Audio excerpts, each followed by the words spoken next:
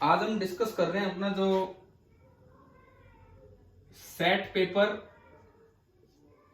की तैयारी के लिए पेपर जो कि 22/9/2020 को आपका हुआ था। और इस वीडियो के साथ मैं पेपर डिस्क्रिप्शन बॉक्स में लिंक भी कर रहा हूँ, तो कोई बच्चा अगर बाद में देखता है तो वहां से पेपर भी देख सकता है कि कौन सा है। देखिए हमारा जो पहला सवाल, अब वैसे तो उस दिन हमने एक्सपेरिमेंटल स्टडी कर ली थी तो आपके लिए क्वेश्चन आसान था। देखो ये लिखता है question number 1, a lens forms a real image of a real object. तो बताओ कौन सा लेंस होता है जो रियल इमेज बना सकता है रियल ऑब्जेक्ट की? ओनली कॉन्वेक्स, मतलब कन्वर्जिंग। तो दो ऑप्शन तो इसके रिजेक्ट हो गए, डाइवर्जिंग ना, एक ऑप्शन रिजेक्ट हुआ है, डाइवर्जिंग, बचा कन्वर्जिंग। अब ये ग्राफ दिया है एक्स और वाई के बीच का, और चलो आपको ग्राफ नहीं भी प्लॉट करना आता तो हम एक बात तो जानते थे कि जब 2f डिस्टेंस दूर ऑब्जेक्ट होता है तो 2f डिस्टेंस दूरी क्या बनती है, उसकी इमेज बनती है।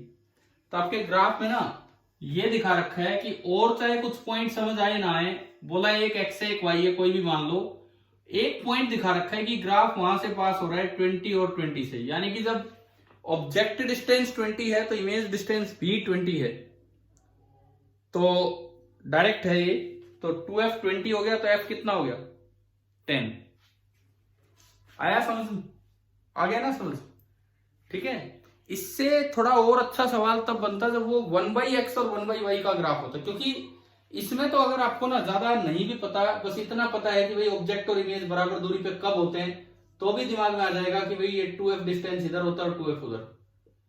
तो इससे बेटर वो वाला है, तो वो भी कभी आ सकता है कि आपने ध्यान दिया था ये ग्राफ ऐसा आया था इस तरह का, और उसमें भी ये लाइन कहीं कट कर रही थी, बताओ याद है क्या ये? Yes, sir. हाँ, तो यही सेम क्वेश्चन अगर इस ग्राफ के साथ आए तो थोड़ा और भी बेटर बनता है, क्योंकि इसमें अगर ग्राफ की जानकारी नहीं भी है तो भी बच्चा 2020 से देख के इक्वल कर देगा। चलो ठीक है, आसान क्वेश्चन था ये तो। सेकंड, अच्छा अब ये देखो सेकंड क्वेश्चन बिल्कुल सेम आ गया, कारण बताता हूं इसका। मैंने एचसी वर्मा का एक एग्जाम्पल लिया था, आपको जब ये करवाया तो एचसी वर्मा का एग्जाम्पल लिया था चैप्टर 19 का, और ये जब भी जहां भी जिस भी टीचर ने बनाया होगा उन्होंने भी एचसीवी से question, HC Verma concepts of physics से +1 क्लास वाली जो, उससे क्वेश्चन उठा के डाल दिया होगा। आप बताओ क्या ये क्वेश्चन किया हुआ था कि नहीं आपने? Second, person is suffering from both myopia and hypermetropia, far point 250 centimetre पे है, तो नियर पॉइंट ठीक करने के लिए उसने 1.5 डायोप्टर का लेंस लगाया, तो उससे फार पॉइंट कहां चला गया? बताओ। ये सेम क्वेश्चन आपने किया हुआ था कुछ दिन पहले, नियरली 1 वीक पहले की बात होगी। ध्यान है कि नहीं है बताओ? अरे पेपर में ये कर पाए कि नहीं कर पाए, बोलिए। Yes, sir. तो अभी करवाऊं क्या सेकंड क्वेश्चन, या हो गया आपसे?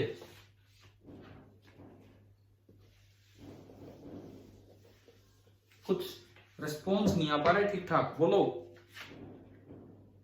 सेकंड करवाऊं कि हो गया?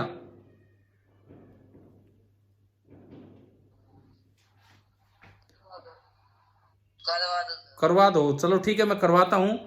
एक दिन जब ये किस पे बेस्ड है, हमने पढ़ाया था आपको कि मायोपिया ठीक करने के लिए आप फार पॉइंट को ठीक करते हैं लेकिन नियर पॉइंट में थोड़ी गड़बड़ हो जाती है, ऐसे ही हाइपरमेट्रोपिया ठीक करने के लिए आप नियर पॉइंट को ठीक करते हैं लेकिन फार पॉइंट में थोड़ी गड़बड़ हो जाती है। पेपर में कौन कौन बच्चा ये सही करके आए? दूसरा सवाल, आप में से कौन सा स्टूडेंट ये सही करके आए? क्वेश्चन नंबर सेकंड देखो, the person is suffering from both myopia and hyper. इससे ना ये पता लग रहा है कि क्लास ढंग से अटेंड नहीं कर रहे हो। अगर आपने ये क्वेश्चन सही नहीं किया तो इसका मतलब क्लास ढंग से अटेंड नहीं हो रही है, क्योंकि जो किया हुआ सवाल है वो तो एज इट इज आ गया, तो होना ही चाहिए ना आपसे, और या तो न्यूमेरिकल वैल्यू भी चेंज नहीं हुई, क्योंकि एचसी वर्मा का ही ये क्वेश्चन है तो इसीलिए सेम आ गया। देखो, the person is suffering from both myopia and hypermetropia, his far point is at a distance of 250 centimetre from the I. Far point जो है ना, उसका फार पॉइंट 250 सेंटीमीटर पे है, आंख से 250 सेंटीमीटर पे। फिर दिया है to correct is near point ही needs a plus 1.5 dioptre lens. उसके नियर पॉइंट में भी कुछ गड़बड़ थी और नियर पॉइंट को ठीक करने के लिए प्लस 1.5 डायोप्टर का उसने कोई लेंस लगाया। ये दिया गया है हमें कि नियर पॉइंट को ठीक करने के लिए प्लस 1.5 डायोप्टर लेंस। अब अगर प्लस 1.5 डायोप्टर का लेंस यूज किया तो कैसा लेंस है, कॉन्वेक्स की कॉनकेव? कॉन्वेक्स। और इसकी जो फोकल लेंथ होगी 1/1.5 मीटर, यानी कि 10/15 मीटर। 5 से गया 2/3 मीटर। सेंटीमीटर में चाहिए तो 200/3 सेंटीमीटर। तो आपने क्या किया, इसके आगे एक कॉन्वेक्स लेंस लगा दिया। मुझे समझ में नहीं आ रहा कि दोबारा ये सवाल क्यों करवाया जा रहा है मुझसे। जब सेम क्वेश्चन एक बार आप पहले सीख चुके, दोबारा ये सवाल क्यों करवाया जा रहा है? इसका मतलब तो पता नहीं पीछे का कुछ ध्यान भी है कि नहीं। देखो अब ये कहता है with this lens on the eye. अब इस लेंस को लेने से उसका नियर पॉइंट कहीं गड़बड़ होगा और नियर पॉइंट ठीक होके रिटर्न कर गया 25 पे। ठीक है, नियर पॉइंट तो आ गया 25 पे, लेकिन इससे फार पॉइंट में गड़बड़ हो जाती है और फार पॉइंट और भी पास आ जाता है। क्या पढ़ा था कि नहीं पढ़ा था हमने ये कॉन्सेप्ट, बताइए। Yes sir. ठीक है, निशांत सही करके आए गलत करके आए ये वाला सवाल? Yes sir. सही किया वहां पेपर में? ठीक है। Yes sir. ठीक है, सुनो। तो with this lens on the I what maximum distance is clearly visible. एक अच्छा सवाल है ये, बट हम कर चुके थे फ्रॉम एचसीबी। ये कहता है कि अब ज्यादा से ज्यादा वो कहां तक की चीज देख पाएगा। देखो उसकी आंखें ज्यादा से ज्यादा यहां से आने वाली चीज को देख सकती हैं। उसकी आंखें ज्यादा से ज्यादा यहां से आने वाली चीज को देख सकती हैं इस तरह से, परंतु असल में बीच में लेंस है तो उसने किसी पास वाले पॉइंट से आने वाली रेज को थोड़ा कन्वर्ज करवाया होगा और बस वो रेज ऐसे मुड़ी होंगी। ये पॉइंट है, ये यहां से रेज आई होंगी और ये कन्वर्जिंग लेंस है तो ये रेज थोड़ी कन्वर्ज होगी। आपको तो लग रहा है कि ये 250 सेंटीमीटर से आ रही है, लेकिन असल में तो ये यहां से आई है। तो आपको ये दूरी बतानी थी कि ये दूरी कितनी है। तो आप इस करेक्टिव लेंस को देखो, यू मुझे निकालना है, नेगेटिव आएगा उसका पॉजिटिव आंसर हो जाएगा। यू मुझे निकालना है। इस लेंस ने जो इमेज बनवाई इसको ऐसे फैला दिया कि ये यहां आके मिली, तो इस लेंस ने जो इमेज बनवाई वो तो 250 सेंटीमीटर पे बनवाई है पीछे। आ रहा है क्या समझ? ठीक है। इस लेंस ने जो इमेज बनवाई V दैट इज -250 सेंटीमीटर, तो focal length F that is 200/3 centimetre. आप केवल मिरर लेंस फॉर्मूला लगा दो और उससे U, मैं तो कहता हूं आंसर भी याद होना चाहिए, 53 था शायद। 1/V - 1/U is equal to 1/F। मतलब हमने किया हुआ है ये क्वेश्चन। 1/V, V है -250 माइनस 1/U लेंस इक्वेशन से इज इक्वल टू 1/F। जब आप करेंगे तो 3/200 और ये उधर गया और ये इधर आएगा तो -1/250 एंड -3/200। तो 1/U इज इक्वल टू, मान लो ये 1000 मैंने लिया, एलसीएम 250 और ये 5 3 15, तो 1/U आ गया -19/1000। तो U आपका आ गया -1000/19। इसको नियरली 20 से डिवाइड कर दो एक बार। 20 से अगर मैं डिवाइड करता हूं तो कितना आता है? 1000 को 20 से डिवाइड किया तो कितना है? 50। तो 19 से करोगे तो थोड़ा सा बड़ा आएगा, तो 50 से थोड़ा बड़ा इसमें ऑप्शन था 53 सेंटीमीटर। कितने बच्चों ने ये सवाल सही किया पेपर में? निशांत एक आपका सही हुआ है। और बताओ और कौन कौन सही करके आए? ठीक है, कुछ हाथ ऊपर हो रहे हैं, कुछ बच्चे बता रहे हैं। ठीक है ठीक है, बहुत अच्छी बात है। वैसे ये एक बड़ा अच्छा सवाल था एचसी वर्मा में, बिकॉज अक्सर ऐसा होता है कि मायोपिया में केवल फार पॉइंट पे ध्यान देते हैं और हाइपरमेट्रोपिया में केवल नियर पॉइंट पे। तो ऐसे सवाल में आना चाहिए। क्वेश्चन नंबर थर्ड क्या है? प्रिज्म से रिफ्लेक्शन। तीसरा जो सवाल है आपका वो है प्रिज्म से रिफ्लेक्शन। आइसोसेल्स प्रिज्म है, आइसोसेल्स प्रिज्म दिया है और ray of light is incident normally on the refracting face AB।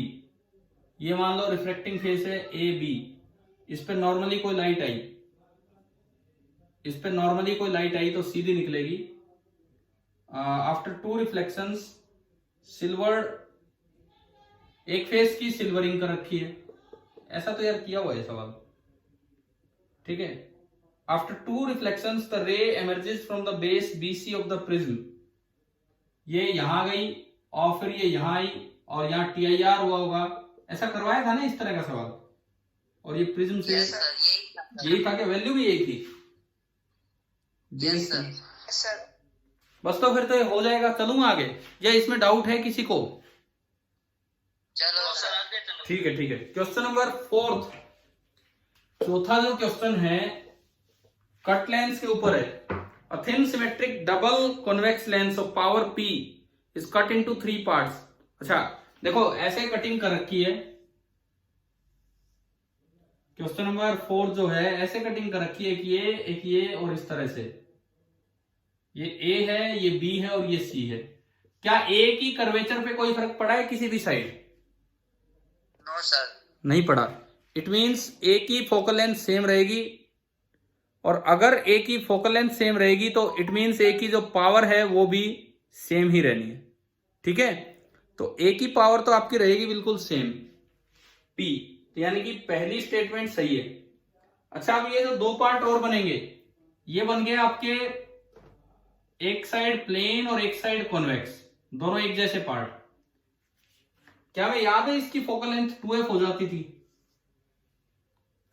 Yes sir. याद है ना ये? अगर फोकल लेंथ 2f होगी, डबल होगी फोकल लेंथ, तो पावर क्या होगी? P/2 हाफ हो जाएगी। यानी कि A की पावर तो सेम रहेगी, B की पावर P/2 हो जाएगी एंड C की पावर P/2। देख लो इसमें कौन कौन से सही है। पहला कहता है A की P, दूसरा कहता है B की P/2, C की 2P। C वाला गलत है, इसके अकॉर्डिंग ढूंढ लोगे आप अपने आंसर, ठीक है। पहला और दूसरा करेक्ट है और तीसरा इसमें गलत हो जाएगा, ठीक है। चलिए क्वेश्चन नंबर 5, पांचवा सवाल। ये तो एनसीईआरटी की स्टेटमेंट है, एज इट इज एनसीईआरटी की स्टेटमेंट है ना। P/2 नहीं होती। क्या क्या क्या? C की -P/2 ना, क्या हमने एक दिन पढ़ा था कि लेंस को पलटने से उसकी फोकल लेंथ कभी चेंज नहीं होगी? पढ़ा है? समझ गए हो? अगर इस लेंस को उठा के कॉम्बिनेशन में ऊपर रख देते ना, कॉम्बिनेशन में ऊपर रख देते, जैसे नीचे से काट के और फिर किसी के साथ यूं ऊपर रख दिया, तो ये अलग बन जाता है। तो ये कॉन्वेक्स की बजाय कॉनकेव की तरह बिहेव करने लग जाएगा, तब नेगेटिव होगी, अभी नहीं होगी। समझ आ रहा है क्या? क्या ये शायद आ चुके कभी ना कभी क्वेश्चन इस तरह के। अगर आपने ये मान लो पूरा लेंस लिया, इसको कट कर दिया, ये यूं ही रखा है तो इसकी पावर सेम है, परंतु अगर इसको उठा के ऊपर रख दिया तो ये कॉन्वेक्स नहीं, ये कॉनकेव की तरह बिहेव करने लग जाएगा अगर मैं इसका सेकंड पार्ट कंप्लीट करूं तो, और उसकी पावर हो जाएगी -P, ठीक है। लेकिन एक लेंस को इधर से उधर पलटने से कभी उसकी पावर या फोकल लेंथ चेंज नहीं होती। चलो मैं आगे। लॉन्गिट्यूड कट किया तो क्या? Longitudinal cut. देखो इसमें जो कट दिया गया है, आपके जो पेपर में जो कट दिया गया है, ये बोला है कि ये है एक यूं कट है और बस एक यूं कट है, ये पार्ट A, ये पार्ट B, ये पार्ट C। आपको 3 लेंस मिले, मैं अलग अलग बना देता हूं 3 लेंस। एक लेंस A, एक लेंस B और एक लेंस C। पहले तो ये बताओ क्या 3 पार्ट समझ आ गए? Yes sir. ठीक है। अब मान लो ओरिजिनल पावर है P, मान लो इक्वी कॉन्वेक्स है, तो इसका रेडियस तो R होगा और इसका रेडियस का कोऑर्डिनेट होगा -R। आपने लेंस फॉर्मूला लगाया 1/f n lens -1 1/r -1/-r, minus minus plus होके जुड़ गया, तो इसकी तो 1/f आया, n -1 इंटू 2/r, 1/f ही पावर होती है, तो ओरिजिनल पावर तो आ गई n -1 इंटू 2/r। अब इस पे आओ, इस पे क्या दोनों साइड, किसी साइड कर्वेचर चेंज हुआ है क्या? हाँ सर। ए को अगर मैं देखता हूं तो किसी भी साइड कोई कर्वेचर चेंज नहीं हुआ।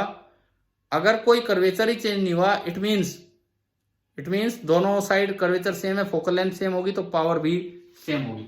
तो इसकी पावर तो P ही रही, फोकल लेंथ F रही। इसमें देखो एक जो पार्ट है उसका सेंटर उधर है R और दूसरा इनफाइनाइट, तो 1/f डैश n-1 तो सेम है, 1/r1, r1 तो r है, -1/r2 दैट इज इंफिनिटी, ये 0 हो गया तो ये 1/r हो गया।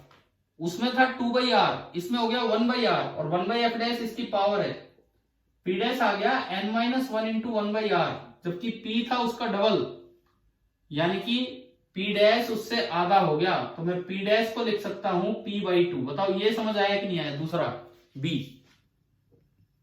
Yes sir. अब तीसरा देखो, तीसरे में R1 तो इनफाइनाइट है, लेकिन R2 जो होगा वो -r है, -r इधर की तरफ।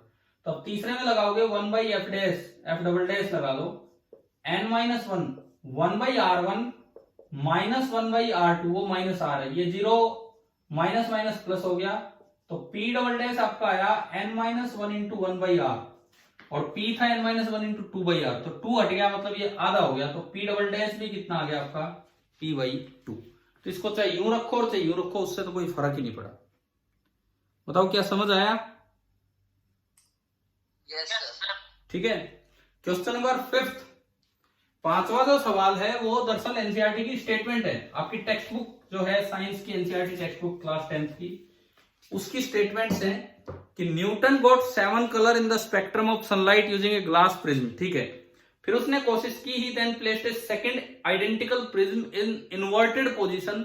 वैसा ही प्रिज्म इन्वर्टेड पोजीशन में रखेंगे, तो आपने यार पढ़ा हुआ है, आपने ये भी केस पढ़ा हुआ है, आपने डिस्पर्जन विदाउट डेविएशन भी पढ़ा हुआ और डेविएशन विदाउट डिस्पर्जन भी पढ़ा हुआ, तीनों केस पढ़े हुए हैं। तो ये तो सबसे आसान वाला केस था जो एनसीईआरटी टेक्स्ट बुक में दिया है।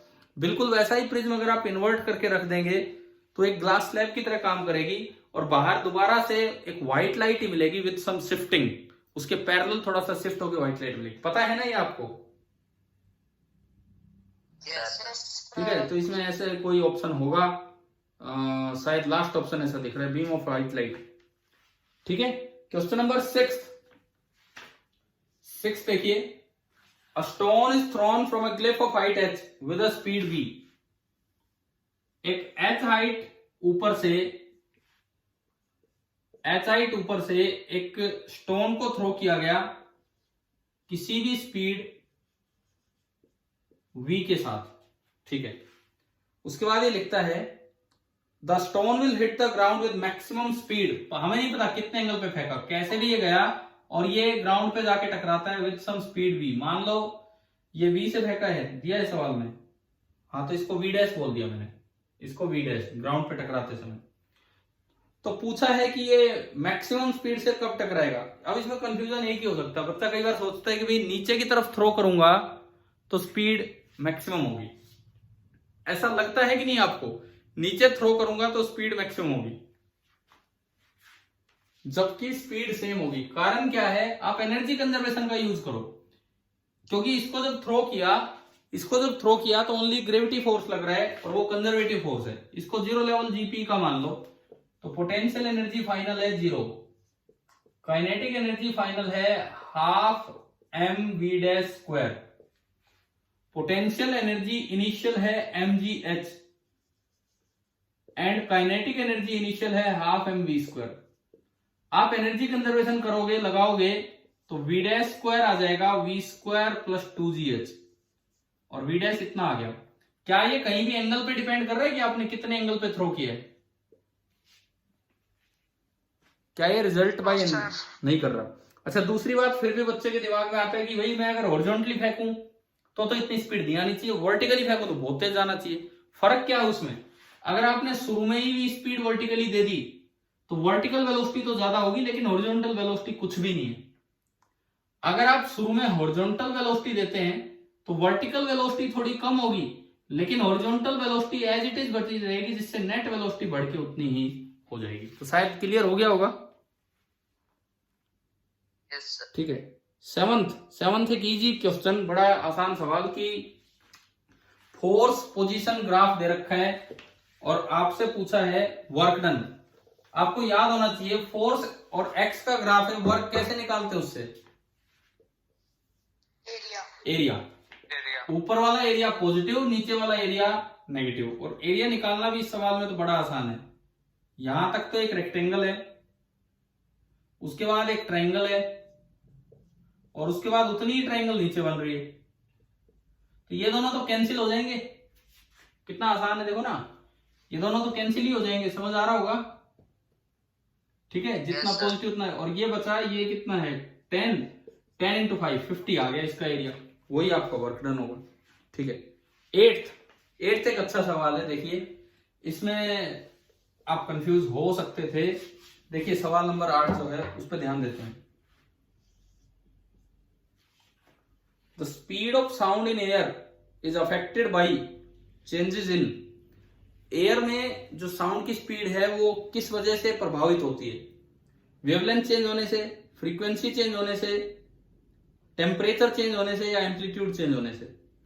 देखो फ्रीक्वेंसी केवल सोर्स पे डिपेंड करती है, फ्रीक्वेंसी केवल सोर्स पे डिपेंड करेगी। स्पीड अपने मीडियम पे डिपेंड करती है, मीडियम की प्रॉपर्टीज पे डिपेंड करती है। हाँ अगर स्पीड चेंज होगी मींस मीडियम चेंज हो गया तो वेवलेंथ चेंज हो जाएगी, लेकिन अगर मीडियम सेम है तो स्पीड सेम रहेगी। मीडियम की प्रॉपर्टी चेंज हुई जैसे टेम्परेचर, प्रेशर, तो स्पीड चेंज होगी। तो इसमें चारों में से कौन सा ऑप्शन है ऐसा? देखो वेवलेंथ, फ्रीक्वेंसी और एम्पलीट्यूड, ये तीनों चीजें मीडियम से अलग है। मीडियम की प्रॉपर्टी है टेम्परेचर, यानी कि स्पीड टेम्परेचर पे डिपेंड करती है। और आपको यार अगर फॉर्मूले याद हो स्पीड ऑफ साउंड के तो याद भी होगा, उसमें हम पढ़ते भी थे टेम्परेचर का एक रोल आता है, पढ़ा था भाई। v का फॉर्मूला जो न्यूटन फॉर्मूला था उसमें फिर लेप्लास ने करेक्शन कराई थी, गामा p बाई रो, कुछ ऐसा था ना, क्या था फॉर्मूला? Yes, sir. है ना, फिर हम रो को लिखते हैं pm बाई आर टी, तो pm बाई आर टी, तो ये देखो आप टेम्परेचर पे डिपेंड करता है। ठीक है, चले हम अगले पे, नाइन्थ है a source of frequency f sends waves of wavelength lambda travelling with wave speed v in a medium। ठीक है, the frequency change from f to 2f, new wavelength and new wave speed. देखो medium change की कहीं बात नहीं हो रही, कहीं भी बात नहीं हो रही, मतलब मीडियम वही है। फ्रीक्वेंसी चेंज हुई मतलब सोर्स ही चेंज हो गया। पहले एक सोर्स S1 था, उसने साउंड वेव भेजी और उसकी वेवलेंथ है लैम्डा और फ्रीक्वेंसी है f और स्पीड है v। बाद में फ्रीक्वेंसी चेंज होने का मतलब सोर्स नया आ गया और फ्रीक्वेंसी होगी 2f। मीडियम की जिक्र ही नहीं हो रहा, तो स्पीड क्या रहेगी? बिल्कुल सेम। और वेवलेंथ कहां से निकालोगे? अब हमारे पास एक रिलेशन होता है लैम्डा बराबर v by new. Yes, sir. v तो सेम है, मीडियम सेम है, लेकिन फ्रीक्वेंसी डबल होगी। फ्रीक्वेंसी डबल होगी इट मींस वेवलेंथ कितनी हो जाएगी? आधी हो जाएगी। आ गया समझ? ठीक है, कितने बच्चे सही करके आए ये वाला पार्ट? क्योंकि इसमें गड़बड़ के चांस थे, स्पीड चेंज कर जाते हैं बच्चे फ्रीक्वेंसी चेंज होने से। सही किसने किया ये वाला क्वेश्चन? सही कोई नाम बताए अपना, किसी ने सही किया हो तो।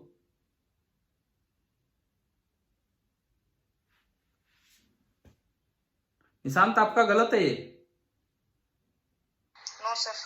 तो फिर नाम तो बोल देते। ठीक है ना, सही है। ठीक है, चलिए क्वेश्चन नंबर 10th क्वेश्चन एक फ्लूइड मैकेनिक्स का सवाल है, फोर्स बैलेंस का। देखिए टू नॉन मिक्सिंग लिक्विड, दो नॉन मिक्सिंग लिक्विड है, एक की डेंसिटी रो है और एक की n रो, और n ग्रेटर देन 1 है। They are put in a container, एक कंटेनर में तो नीचे तो ज्यादा डेंसिटी का लिक्विड होगा n रो का, एंड ऊपर कम डेंसिटी का लिक्विड होगा रो का। ये है a solid cylinder of density d, length l है, पुट इन दिस कंटेनर। इसमें कोई सॉलिड सिलेंडर डाल दिया गया भाई,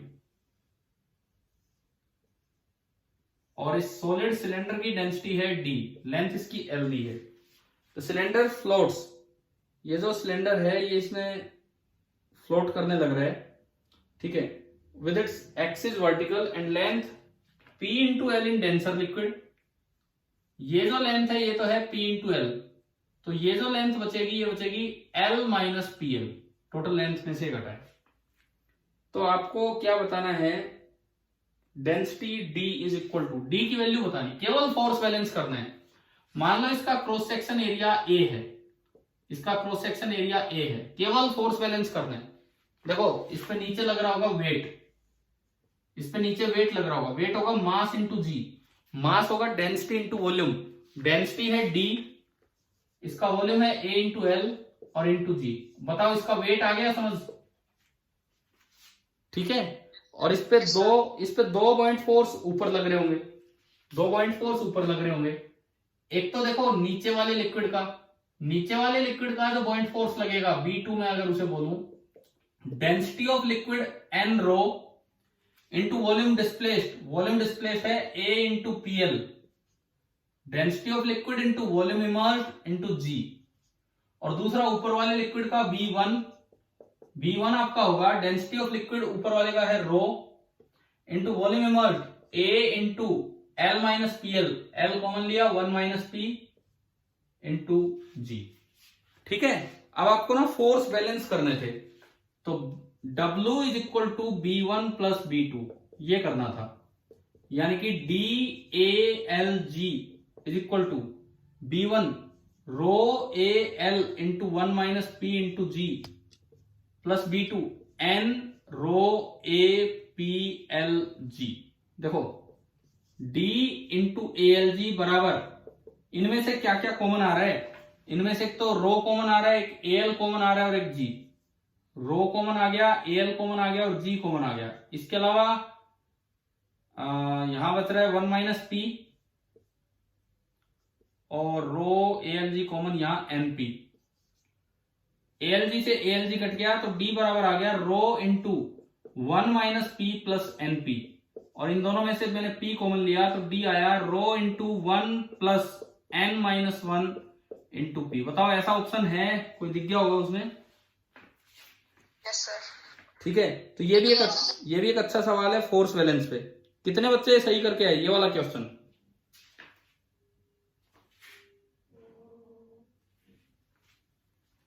चलो ठीक है, आगे देखते हैं क्वेश्चन नंबर 11। 11वां सवाल आप देखिए क्या है। Time period of simple pendulum is 2 second. अब आपको ये ध्यान होना चाहिए कि सिंपल पेंडुलम का टाइम पीरियड का फॉर्मूला होता है 2 pi under root of L by G, हमने पढ़ा होगा SHM के साथ, ठीक है। If it's length becomes 4 times, अगर मैं लेंथ को 4 टाइम्स कर दूं तो अंडर रूट के अंदर 4 आया तो टाइम पीरियड कितने टाइम्स हो जाएगा? 2 टाइम्स हो जाएगा, 2 टाइम्स। तो पहले टाइम पीरियड 2 सेकंड था, तो 2 टाइम्स करना है तो ये 4 सेकंड। तो ये तो बड़ा इजी क्वेश्चन था अगर आपको फॉर्मूला याद है तो, ठीक है। क्वेश्चन नंबर 12, 12वें सवाल पे हम आते हैं। देखो ये हुआ क्या आपसे, प्रिज्म सॉरी मिरर वाले थे क्वेश्चन, इमेज कैसी बनेगी ये कर दिया था ये। अब इसमें ना एक अजम्पशन लेना पड़ेगा कि केवल रियल ऑब्जेक्ट है, हालांकि दिया नहीं है, परंतु 4 ऑप्शंस को देख के आपको खुद एज्यूम कर लेना चाहिए। यूं गलतियां नहीं निकालते सवाल में, भाई ये नहीं दिया वो नहीं दिया, दिया नहीं है तो हमें खुद मान लेना चाहिए, क्योंकि ये सही मैचिंग तब हो पाएगी जब रियल ऑब्जेक्ट होगा। देखो match the corresponding entries of column 1 with column 2, RAM is the magnification. अब देखो एक बार ये कहता है कॉन्वेक्स मिरर और एक बार कॉनकेव मिरर। अब मान लो रियल ऑब्जेक्ट है, मान के चलो, ठीक है, वैसे बोलना चाहिए था ऊपर पर कोई बात नहीं। आपको ध्यान होगा कि जो कॉनकेव मिरर है वो तो कैसी भी इमेज बनाता रहता है, परंतु जो कॉन्वेक्स मिरर है वो केवल रियल ऑब्जेक्ट की एक जैसी इमेज बनाता है। रियल ऑब्जेक्ट कहीं से कहीं आ जाओ, उसकी इमेज तो फोकस से यहां तक रहती है। मतलब कॉन्वेक्स मिरर रियल ऑब्जेक्ट की हमेशा स्मॉल एंड वर्चुअल इमेज बनाएगा। समझ में आ रहा है? Small and virtual and erect image बनाएगा। बताओ ध्यान है क्या ये पॉइंट? Yes sir. यानी कि इसका m पॉजिटिव होना चाहिए, इसका m का मोड लेस देन 1 होना चाहिए, ये मतलब है, ठीक है, पॉजिटिव हो और लेस देन 1 हो। तो इसमें देखो ऐसा केवल आखिरी ऑप्शन में है, ऐसा केवल आखिरी ऑप्शन में है जहां पे m हाफ दे रखा है मैचिंग के लिए जो लास्ट ऑप्शन उसमें m हाफ दे रखा है, तो वो इसका हो सकता है। यानी कि m हाफ में तो आप लगा के आओगे कि कॉन्वेक्स मिरर है और वर्चुअल इमेज है, ठीक है, आ गया नहीं समझ? और बाकी तीन अगर आप देखोगे तो 2 बार तो नेगेटिव मैग्निफिकेशन है, नेगेटिव मैग्निफिकेशन का मतलब है inverted image. Inverted image real object की केवल कॉनकेव मिरर बनाता है। और एक बार है +2, मतलब मैग्निफाइड, वर्चुअल इमेज तो है लेकिन मैग्निफाइड है। मैग्निफाइड है तो वो ये नहीं बना पाएगा, तो वो हो जाएगा। बताओ आ गया कि नहीं आया समझ? आ गया सर। ठीक है, आखिरी क्वेश्चन और देख लीजिए, क्वेश्चन नंबर 13। ये यार आप अपना माइक ऑफ कर लो भाई, जिसकी तरफ से आवाज आ रही है।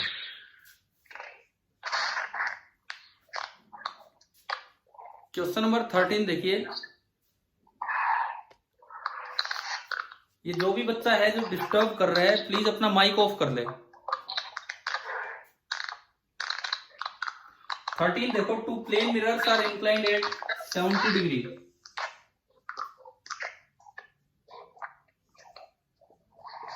दो प्लेन मिरर हैं 70 डिग्री पे इंक्लाइंड है, और एक रे आती है एक मिरर पे थीटा एंगल पे। एक रे आती है किसी भी एंगल थीटा पे, हमें नहीं पता थीटा कितना है, एंगल ऑफ इंसिडेंस थीटा है एक मिरर पे, ये M1 ये M2। और after reflection from the second mirror, भाई थीटा पे जाएगी ये, और ये निकल जाती है पैरेलल टू फर्स्ट मिरर। ऐसा गिवन है, ये हमने बीच का नॉर्मल बना लिया। बीच का नॉर्मल देखो, ये 70 डिग्री तो ये भी 70 डिग्री, कोरस्पॉन्डिंग एंगल। आगे समझ? ये 70 तो ये भी 70, कोरस्पॉन्डिंग एंगल। मुझे थीटा निकालना है। ये नॉर्मल तो ये 20, ये 20 तो ये भी 20, आई और आर। फिर ये नॉर्मल तो ये 70, इस ट्राइंगल में 70 70 तो 180 में से घटाओगे तो ये 40, और ये नॉर्मल तो ये कितना बचा, 90 - 40 कितना आ गया, 50 डिग्री। बताइए कि आपको ये क्वेश्चन समझ आया कि नहीं आया? Yes sir. ठीक है, और बट अनफॉर्चुनेटली शायद पेपर में एक भी ऑप्शन 50 डिग्री नहीं था। ये आपके साथ हर बार ये हो रहा है, एक आध बार मतलब ऐसा पहले भी हुआ है, जो आसान वाला सवाल होता है जो आपको पता ही होता है। जैसे एक बार वो नहीं हुआ था, पता नहीं माइक्रोस्कोप का था या किसका था ना, जनरेटर का था, एनर्जी कन्वर्जन कौन किस में बदलता है, मतलब हाँ। तो जो जो जो आसान क्वेश्चन होता है वही हमारा ऑप्शन ही गायब हो जाता है कई बार, है ना। फिर वो ऑप्शन क्या, वो क्वेश्चन ही हट जाता है, बोनस भी नहीं होता, वो हट ही जाता है, और वो नंबर 12 में से काउंट होने लग जाते हैं फिर। चलो कोई बात नहीं, पेपर ये आया ना पूरा समझ में जो हमने डिस्कस किया, ठीक है। Yes sir. अब अपने कल के यूटी की तैयारी करो, एटलीस्ट एनसीईआरटी एक्सरसाइज जो मैंने वो 2 पार्ट्स में रिवाइज भी करवा दी है, कम से कम वो सवाल तो एक बार देख ही जाना, क्या पता यूटीज में डायरेक्ट आ रहे हो। ठीक है, थैंक यू।